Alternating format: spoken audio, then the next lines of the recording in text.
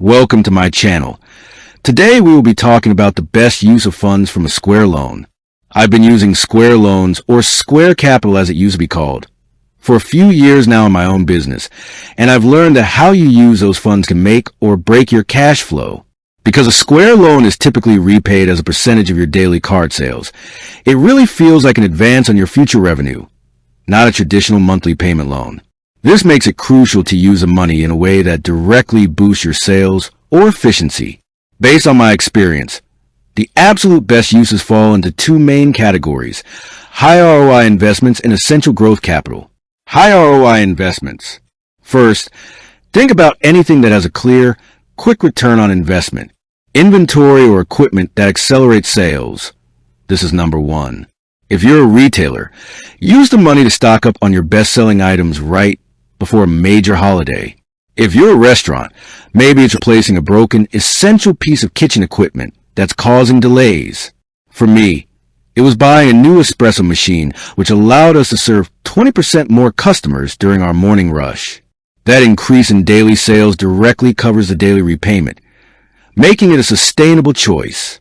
Marketing that has proven results. I only use these funds for marketing efforts that I know, from previous testing, will generate an immediate spike in foot traffic or online orders. Running a highly targeted ad campaign to attract new customers right before a busy season is a great move. Throwing money at a vague, untested idea is not. Essential growth capital. The second category is using the funds to eliminate bottlenecks and support scalable growth. Hiring and training key staff. If you're turning away business because you don't have enough staff, maybe you need one more baker or a front desk person to handle busy times, using a loan to cover the hiring and training costs is smart. You're immediately increasing your capacity to handle more sales. This is about building the infrastructure for growth. Minor store or office improvements. This is about expensive cosmetic renovations. This is about changes that make your business operate faster and better. For example, upgrading your point-of-sale systems to handle transactions quicker, or rearranging your service area to improve customer flow. Any investment that shaves off valuable seconds per transaction will increase your daily volume, which again is what pays the loan back. What to avoid. Now, here is a crucial warning based on my own early mistakes. Do not use a Square loan for working capital to simply cover a period of low sales or to pay down existing higher interest debt.